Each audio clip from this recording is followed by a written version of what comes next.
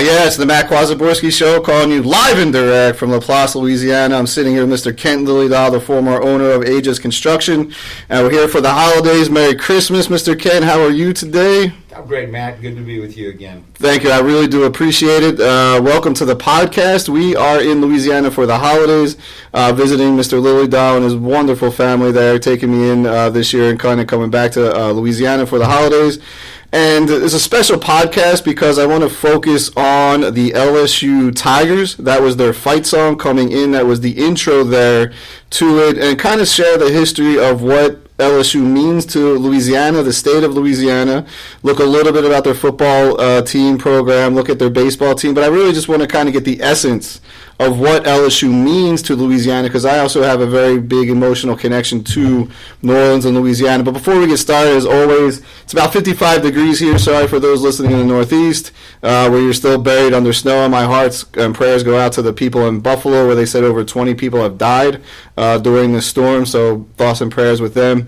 And also, too, want to thank Al Gore for inventing the internet. I'd like to thank Spreaker Platform for hosting this, and I also want to thank my loyal listeners out there. I had some good downloads, especially with the podcast with Dave Rizzo talking about the Eagles and Giants. We'll do another NFL podcast, but today we had some news that the Eagles have lost Lane Johnson and Avonte Maddox pretty much for the rest of the regular season, maybe through the playoffs. Two very key important players, the right tackle Lane Johnson and the slot cornerback Avonte Maddox, but we'll see what happens there. And the Saints, the Eagles also play the Saints. The Saints are hanging on, trying to get to the playoffs. Tampa Bay won last night, so their chances are a little slim, but they're still hoping. They travel to Philadelphia this week on New Year's Day at 1 o'clock. So, but to kick it off, people that know me, I'm a diehard Eagles fan, Philadelphia Eagles fan, the NFL. I grew up in the inner city of Philadelphia, but decided to come down south for the atmosphere down here, get out of the weather, get rid of those miserable Northeast people and their attitudes sometimes, and just see what it is but stay in an urban environment. College football growing up in Philadelphia was nothing that was ever big. It's a lot bigger now than it was back then. I think the advent of ESPN, all the sports networks, are the reasons. You can watch the SEC network. We'll talk about that a little bit. But the only thing I remember, the only college game I watched was Penn State beating Miami in the national championship game of '87 under Joe Paterno. I get to New Orleans. The first thing I notice is the Saints. The Saints are the only thing that's in town in New Orleans at the time before the Pelicans. I know when the Eagles lose on Monday, I'm depressed. I was depressed yesterday. I was still a little angry. But here, when the Saints lose, the whole town goes into a depression because there was nothing ever really around. They don't have a basketball team or a hockey team or a baseball team to take off their attention when the Saints lose. However, what I also noticed on Saturdays is that the whole town also shuts down for LSU football. I'm like, this is college football. To us, it was just minor league football, but it became part of a culture here, and and it was something that's very special. I attended 2 LSU games. They both were magnificent. The last game was in 2001. I was with my roommate. He had season tickets 10 yards from the end zone. LSU beat Auburn like 31-10 in an upset, and we stormed the field. I still have a bag of grass and that ticket in the field somewhere in my archives, and I adopted LSU football. It was the only thing that I adopted outside of Philadelphia, and I still go out of my way to watch LSU football whenever I can. The other sports I pay attention to, especially basketball, only when they're in the March Madness, of course. But LSU just has a distinct culture, but I can't really describe the culture. If you're an Eagles fan, you kind of get it, but you kind of don't. First time going to an LSU game, I never saw so many Winnebagos in my life. I didn't think there was anything else out there. We're there at 7 in the morning eating crawfish. If you don't know what crawfish are, think about eating a mini lobster for breakfast and chasing it down with some Jack Daniels and beer if that's your choice, or some Diet Coke there. But Ken, I want to kind of turn it over to you. We talked about the intro. A little bit about the football program. You guys we had a huge hire at LSU this year in the coaching ranks. Brian Kelly leaves Notre Dame after, became the all-time winning coach in Notre Dame's history, the Story franchise, and chose LSU. What were your thoughts when Brian Kelly took the LSU job after Ed Orgeron was fired, even though he won a national championship? What were your initial thoughts on that hire? Well, Matt, it's great to be here with you again. I enjoyed the last podcast that we did together. It was really the Brian Kelly hire. I think it's terrific, but it was really a surprise. We kept thinking that, we knew Orgeron had to go, but among the alum base that my circle of alumni, but we thought, well, is it going to be Lincoln Riley? And no, he went to USC and some other big names as they dropped. But we were like, Billy Napier from ULL, but he went to Florida. It's like, what is it? But Scott Woodward, our athletic director, who, by the way, is the guy at A&M that hired Jimbo Fisher to go over there, the former LSU offensive coordinator under Nick Saban. But it's like he pulled a rabbit out of his hat, just like he did with Jay Johnson coming from Arizona on the baseball team, and Kim Mulkey coming home to Louisiana from the Baylor Bears for the girls basketball program. He truly pulled a rabbit out of his hat. Yeah. Yeah, I remember talking to you about that, texting like Brian Kelly, and we were texting back there, and it was, a shocking hire. Great job by the athletic director to woo him away from Notre Dame. But the Brian Kelly era kind of didn't start off the right foot. I mean, I remember in the first 2 games, I saw articles literally how to buy out Brian Kelly's contract from The Athletic, which is a very reputable sports journalist. So what was the beginning of the Brian Kelly era for you then, and how are you feeling at the end of the season? Well, we initially, the LSU alums TAF members that I am friends with, we thought it was a good hire, but we knew things were not going to. It was going to take a little while. Right. But when in the very first game against Florida State, which we think that we could and should have won, but our special teams were so terrible, dropped kickoffs, dropped punts, and Jaden Daniels, our quarterback, who had read and heard so much about, was afraid to throw the ball. And so we were really that upset. And then I think the next game, maybe Tennessee just totally embarrassed us. Yeah. Totally embarrassed us, So even though the solid supporters of Brian Kelly were starting to wonder, what have we got here? What have we done, And then we eventually want to rent a win. But so I had a feeling when we were headed to Florida that we were headed to the swamp. And I've been to LSU games in the swamp, and it is not a Louisiana-friendly environment at all. Yes. But I kind of had a feeling, and that it was kind of time to get it together, and they just really turned it around, huh, Matt? Yeah. Daniels was on it. Huh? Yeah. Kent's referring to the University of Florida game in Gainesville. It's also known as the Swamp. That's the name of the stadium where LSU is known as Death Valley. And for me, I remember turning that game on. I was like, whoa, they're in this game. And the quarterback, McDaniels, who transferred from Arizona State, right. He started throwing the ball, and it looked like he turned the corner, as did the whole program there. So that was a statement win. And I noticed that the Brian Kelly, let's fire Brian Kelly tomorrow chatter kind of went out the window at that point.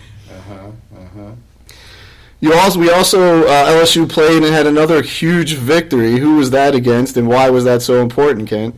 Well, yes, LSU played such a solid game against Alabama, and it was a very satisfying win. I have been in Tiger Stadium when LSU was ahead, and Alabama came back and beat us, and of course, though Nick Saban is a great coach, right. He took LSU to its first national championship since 1958. But as Nick Saban says, because a lot of LSU fans were really angry with him for going out to our arch rival Bama. But as he said, Les Miles was at LSU. The position was not open; it wasn't available to him. So, which I don't know if he'd have come anyway, because Alabama went all out. But that win, especially with Brian Kelly showing the guts to go for 2 points to win the game. Before he really had to go for 2, was just such a satisfying win. And that cemented his bravado, his process, and him as a game manager in many of our fans. I was thinking in the beginning of the season, what the heck's going on with our special teams? Right. The coach of the special teams for Notre Dame is the only coach who followed Brian Kelly here from Notre Dame, and this is what we got. But anyway, so But I was never on the fire. I knew it was going to take time. And frankly, at the end of the season, prior to the bowl game where we are right now, right. I think he won more games and did better than most people thought he would do, despite some embarrassing losses at the beginning and at the end, with Arkansas and Texas A&M. Yeah, I think for all those out there, the Eagles, as you know, Eagles fan, we play the Cowboys. LSU, Alabama is sort of playing their Dallas Cowboys. Long time winners. They won numerous national championships. Nick Saban's probably the best coach of all time. But the funny part about Nick Saban, he left Michigan State, comes to LSU, wins the championship, right? Then he goes to the NFL, and I think LSU fans were okay with that. It's like, that's where you want to go. You want to be the best in the business. You go play with them. Only lasted 2 years, but the drama, it was like, I'm not going to Alabama. Every press conference that Nick Saban had in his second year, and all of a sudden he goes to Alabama. And it's like, really, we have to now recruit against Nick Saban, got to play him twice a year. So when you beat Alabama, that just makes this season so much more successful, even though LSU finished with 4 losses. But they got to the SEC West. They got the SEC championship game against Georgia. I mean, Brian Kelly's first year. No one expected that. I think that exceeded expectations.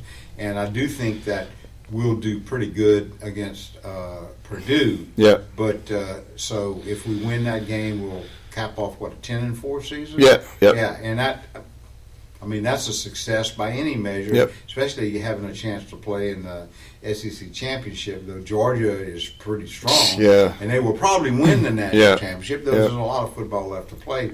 So I think it was a very satisfying season, and we like the process. Yep. Matt, I had 2 brother-in-laws, you know them both, Dave Condon and Clay Luzerne, who went to Notre Dame. Okay. So they were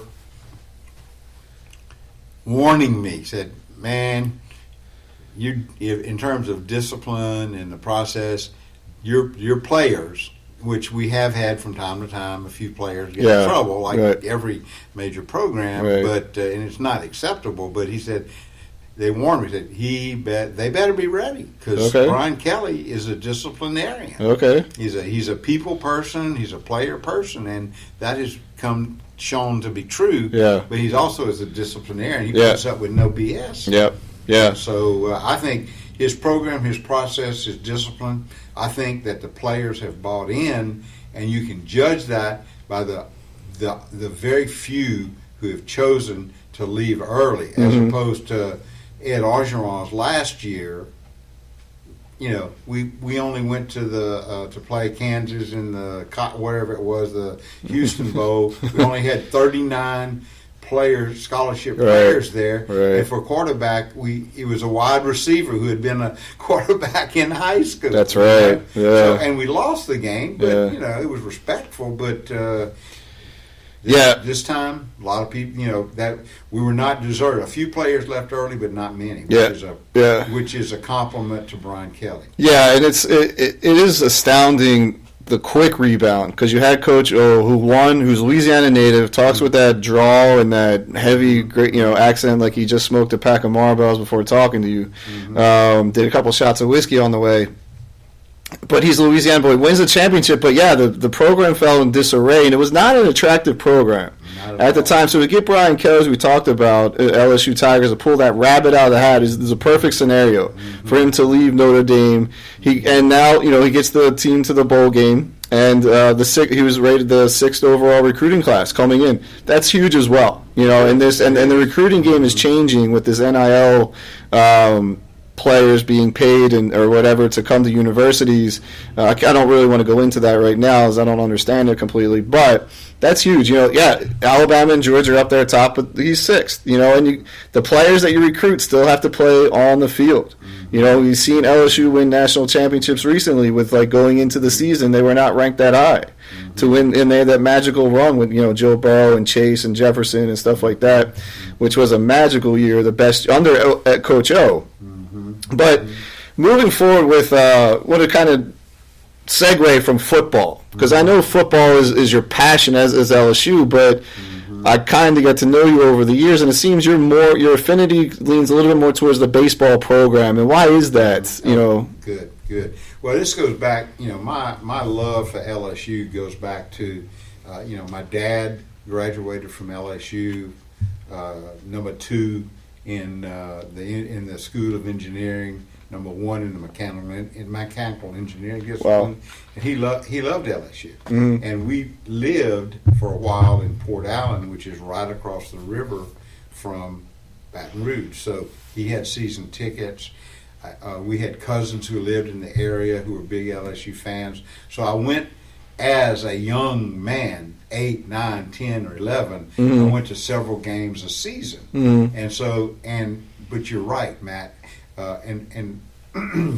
And by the way, you talk about the NIL, going back to football for just a minute, yep. and also the transfer portal too. Yep, It made it very much complicated to manage a football team and coach a football team these days. But anyway, so I played Little League baseball in the town of Port Allen, which is right across the river from Baton Rouge.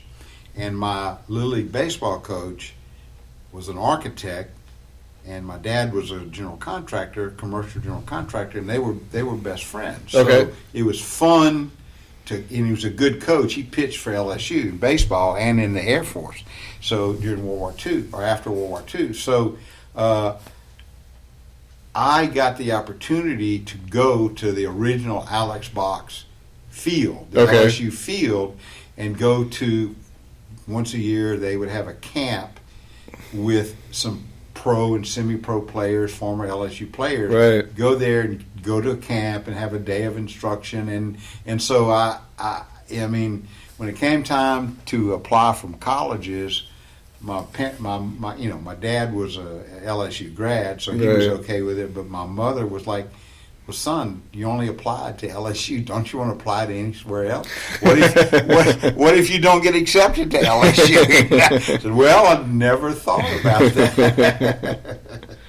So anyway, so that's how I got connected to LSU and LSU football, but also to LSU baseball too. And then a little later on, as Matt touched on, I've had the pleasure and the opportunity to be a donor, and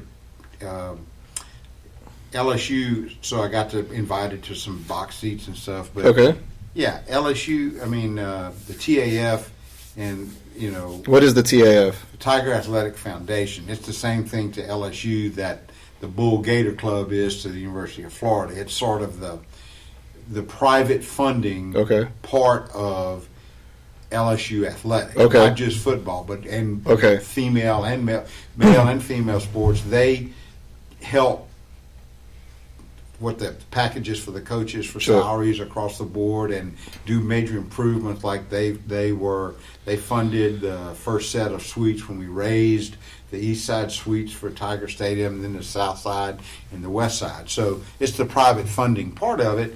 And they have control of the tickets. Right.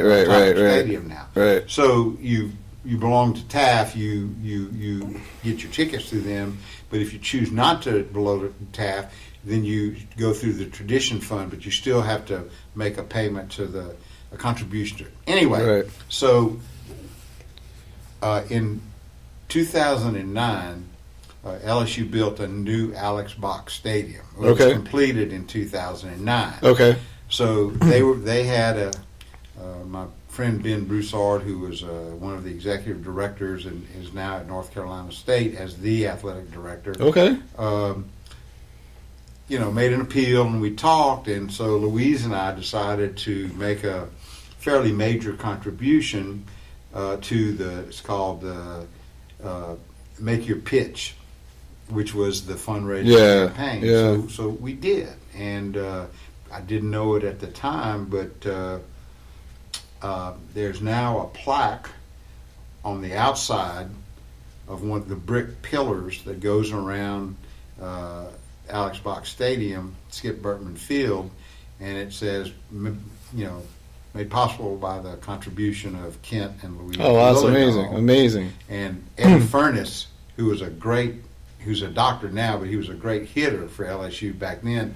His name is on there with her. Well, much to my total surprise, I was expecting that would happen, the plaque on the outside, but much to my pleasant surprise, and I had no idea, but that Taft, got a call from Taft one day, and he said, well, how would you like your name to appear on the plaque? I'm like, well, what plaque are you talking about? I already told him about the outside. Right. They said, no, you're going to have a plaque on the training room. The training room is going to be named for the LSU baseball. Okay. Inside the complex is going to be named the Kent and Louise Memorial Training Room. No, that's amazing. That's amazing. So you went and helped build their new state-of-the-art training facility back then. Mm-hmm. Alex Box Stadium being where they play the field, and Skip Bertman was a legendary Skip Bertman Field, who was a legendary LSU coach, winning multiple College World Series titles, five of them. Thank you, Kent. Mm-hmm. That is multiple with them. Ring for each finger there, plus the thumb. It's really cool to see. So I'm going to go back a little bit to your undergrad. Sure. You applied to LSU. You went to LSU. Right. Were you involved with the baseball team back then at all? Like, in sense, maybe I don't know if you played. Maybe you did some stat work. I didn't play. I went to a few games. You went to a few games. I was interested to games that it was in old Alex Box, and the student section was down the right field line or hard back bleacher. So I went, and I was very interested. But no, I didn't play. But I was just a student interested going. I was When I decided to go to LSU, there were about 5 things that I had as my priorities. One of them was, of course, go to LSU football games, perhaps participate in some alcoholic beverages, and do some other things like that. Notice going to class or studying was not on my So I managed to squeeze a 4-year curriculum into 5 years. Yep. And like my buddy Matt, the 5th year was the best year. Best thing I ever did was stay 5 years. I never would have saw the world if I only stayed 4. After college, I know. Thank you for your service. I know you did some time in the service. Lived in Germany for a while. Mm-hmm. How back then did you keep up with LSU sports? Mm-hmm. Obviously we're talking way before Al Gore invented the internet. We're talking, before, Skype and all those things, the instant, Twitter and things like that. How did you keep up with it? Well, Louise and I, after when I graduated from LSU in May of 1974, Louise and I got married in June of 1974. Then we spent 6 months in Washington, D.C. I attended the Combat Engineer Officer Basic course, and then we went to Germany for 3 years. Mm-hmm. Well, the only way to keep up that time with what's going on in the United States is there's an Army newspaper called Stars and Stripes, and it happens to have a pretty solid sports section. And so that was, and not that LSU was really great back then. That's back during the Curly Hallman and is this LSU football or baseball? LSU football. Though Skip Bertman, who had come from Miami and really changed the entire, not just LSU baseball, but the entire college baseball program with greatness. Because many people, it began to put them on the map because there wasn't a lot of attendance in college baseball. And Skip Bertman set such a standard for it. With Gorilla Ball and, winning the 5 College World Series. What is Gorilla Ball? Gorilla Ball was, he always had 4, 5, 6 guys in his starting lineup who could knock the ball out of him.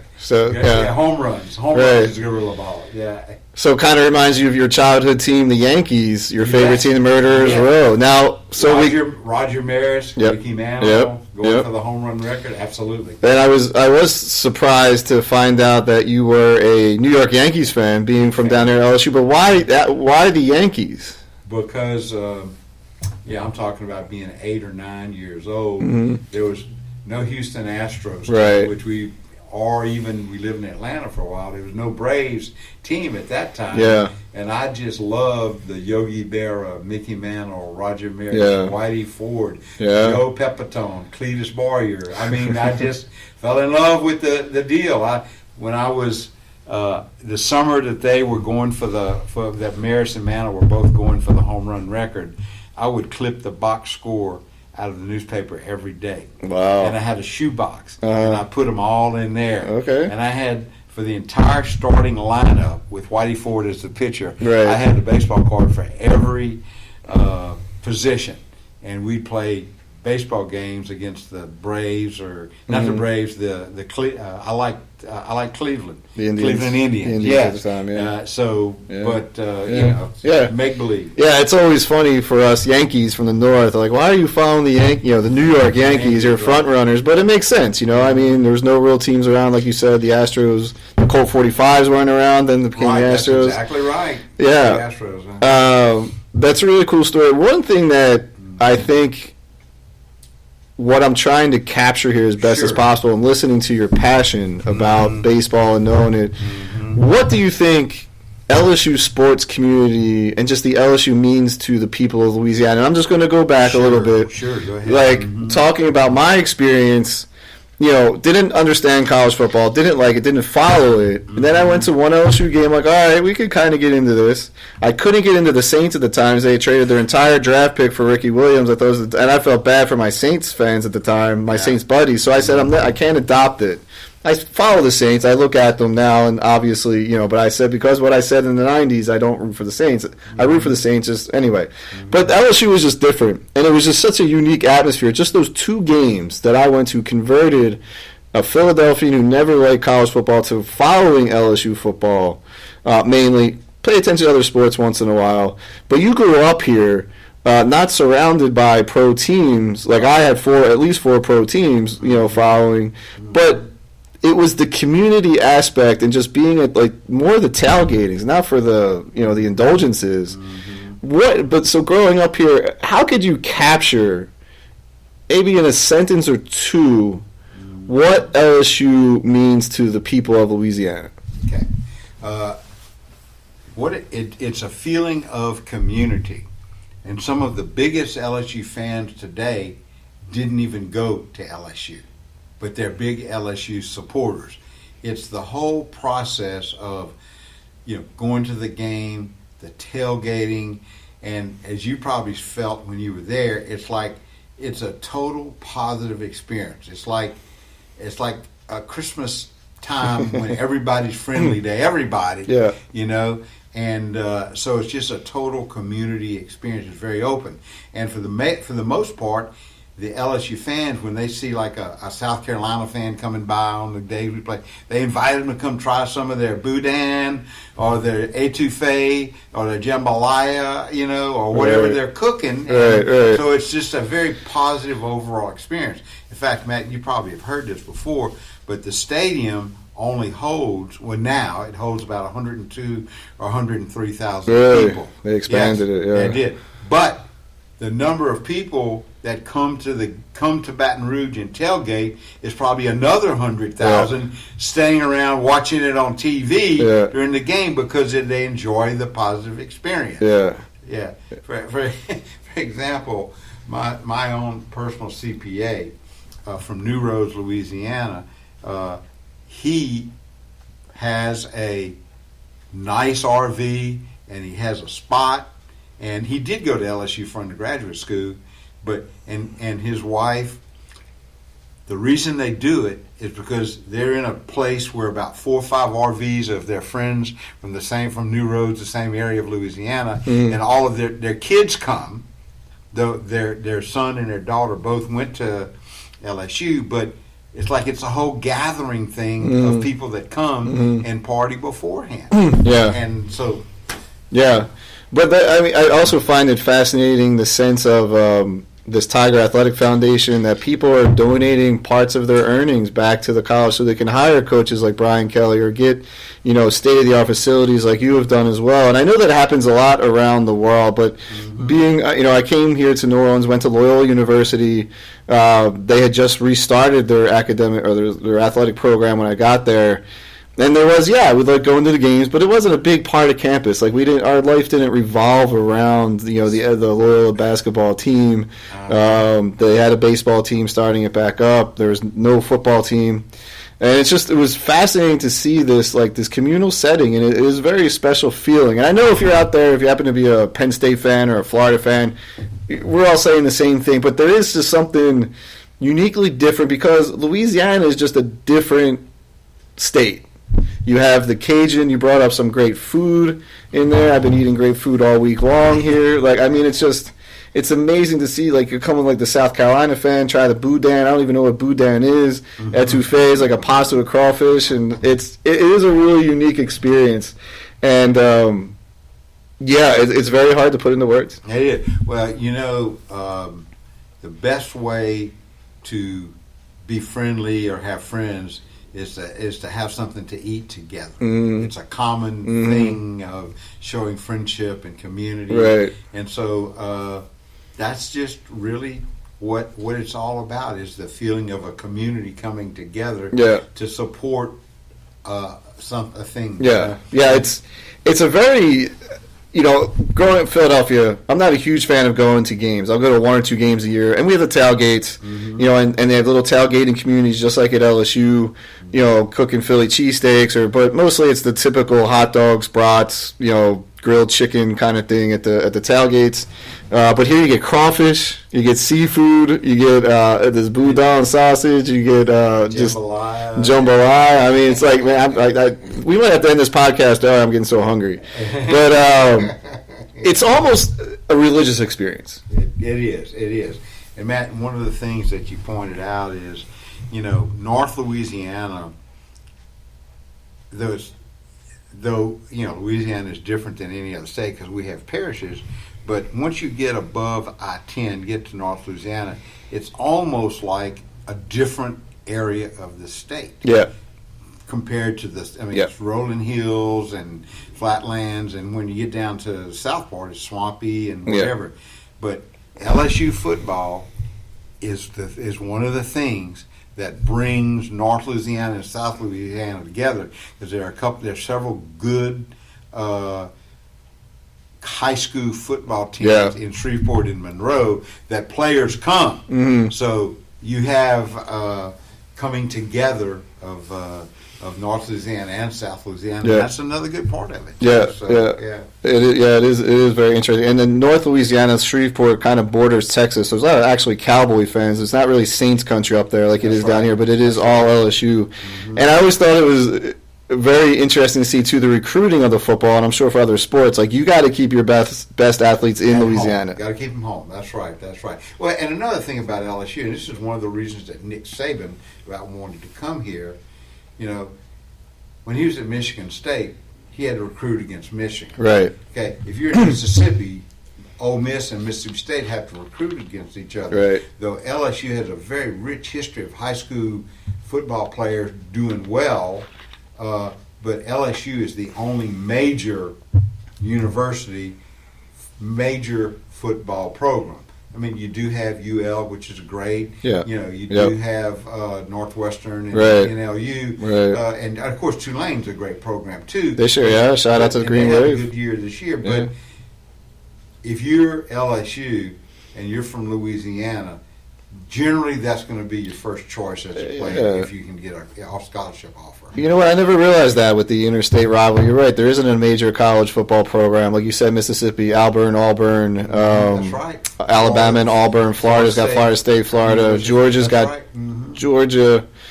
Georgia Tech used to be a good program. Anyway, that's a good point. I don't think I ever really realized the fact that LSU is really the only major Division I team in town program, a major college football program. And you're right, Nick Saban did make it a priority to keep those players in state, not going to Texas or Mississippi. UT, I thought, was the biggest rivalry in terms of back then. Alabama was not that strong back then before Saban got there. I want to shift it. I really appreciate talking about the essence of what LSU is to Louisiana. And go to your baseball team. The football team this year surprisingly did well, but your baseball team, they're the preseason ranked number 1. How did this happen? In several polls. Yeah. Well, I think that last year, though Paul Maneri did a great job. Paul Maneri is the former baseball coach of LSU. Okay. He came from Notre Dame, was recruited him from Notre Dame, and he had taken Notre Dame to College World Series a couple of times with Notre Dame, recruited him down here. He was such a quality guy. And he did well for 13 years. In fact, in 2009, which is when the new Alex Box, Skip Bertman Field opened, is the first year, the only year that Maneri won the College World Series. Okay. It was the first year that we were in the new stadium and the new field.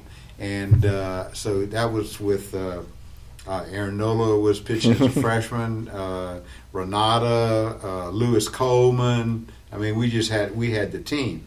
I had the opportunity to go to the SEC baseball tournament, which is always held in Birmingham, Alabama, and watch LSU lost the first night to Vanderbilt, which always has a good program.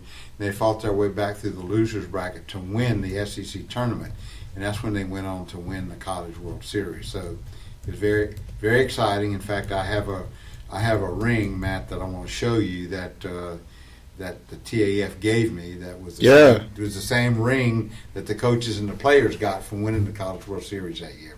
Okay, yeah, and speaking of, I was paraphernalia is not the right thing. This is like I'm sitting in an LSU museum right now, or the Hall of Fame, with all these wonderful depictions. You got a flag from looks like the 1950s. Right. A pennant. What I'm talking about, not a flag that you fly, but a pennant framed up. A lot of great Tiger, of Tiger Stadium, and all these great pictures moving forward. Anyway,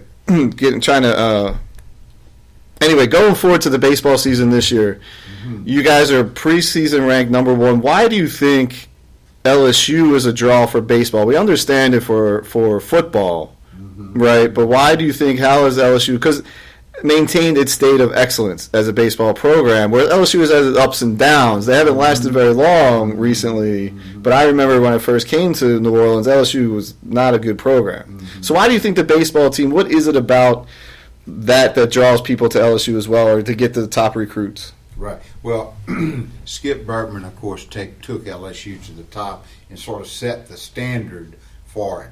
And then after Skip retired, we went through a couple of years of not where we did not do well. But he brought in his former assistant, who really just didn't do well. So that's when we brought in Maneri.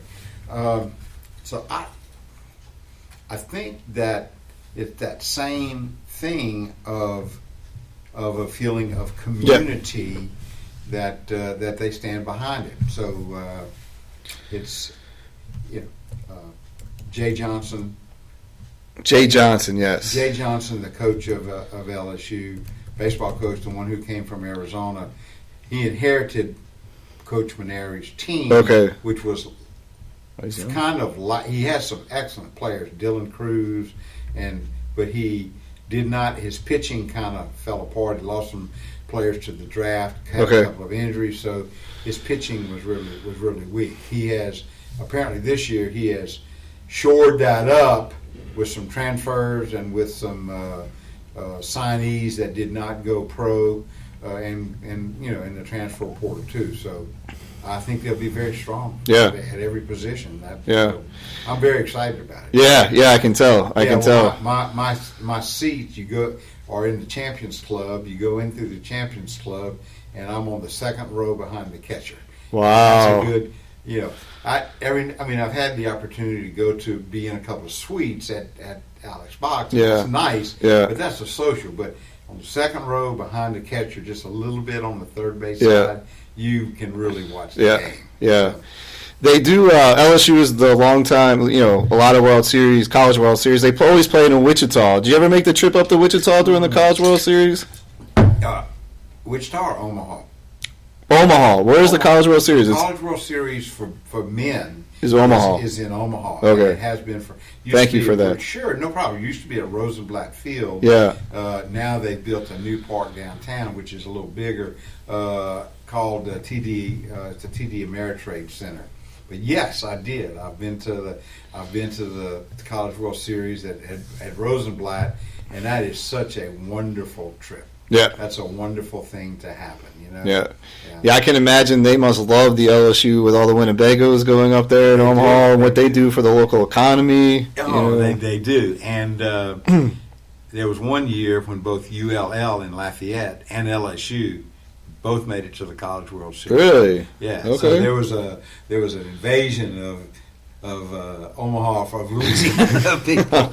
Yeah, you got those Lafayette's, man. That's a different. They like to party too. That's sort of on the border of Cajun country right there. But eventually, Rosenblatt was taken over. It belonged to the city, and the zoo is right there. Okay. So they took it over to they needed to expand the zoo, and then they moved it to downtown. So it's a different experience, but still a good experience. Yeah, so. Yeah, good.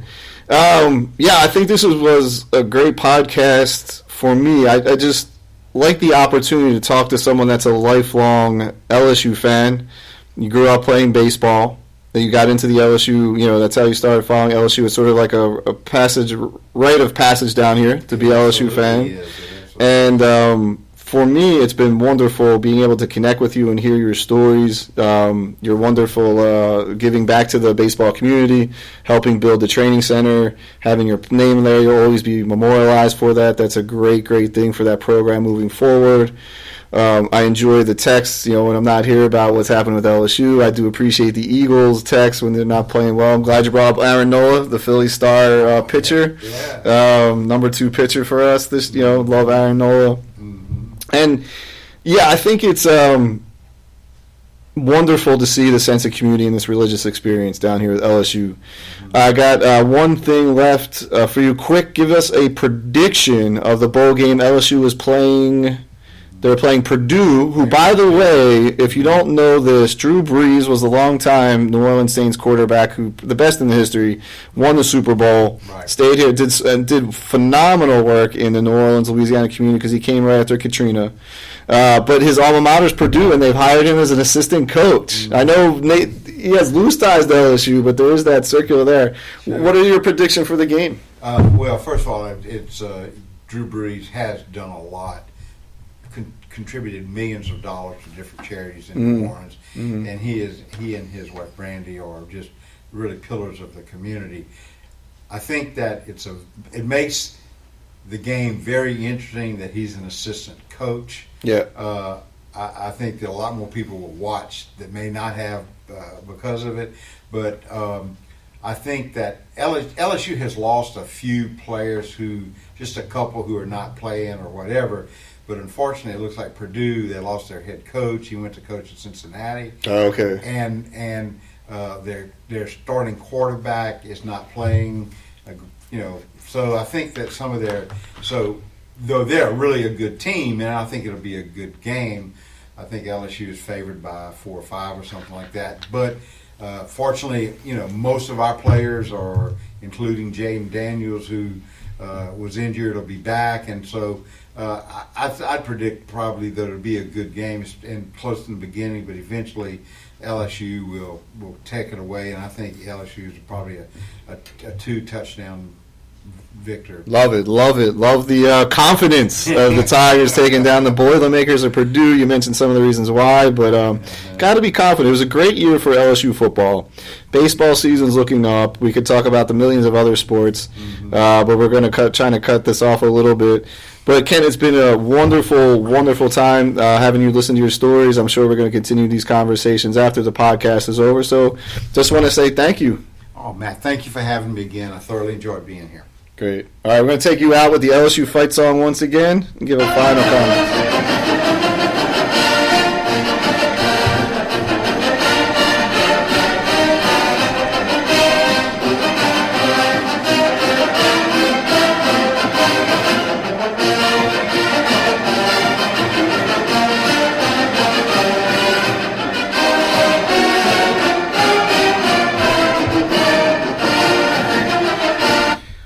It's been the Matt Kwazaborski Show talking about LSU, its culture, its religious sense that it has down here. It almost feels like you're going to Mass when you go to an LSU sporting event, especially the football stadium. And just being here for 10 years, I just want to share a little bit of experience for myself, but also someone that has grown up for many years following LSU. I want to wish everyone a very happy holidays. I wish you guys peace. Have a happy and healthy holiday season. Try to talk another podcast soon about my take on the geopolitics.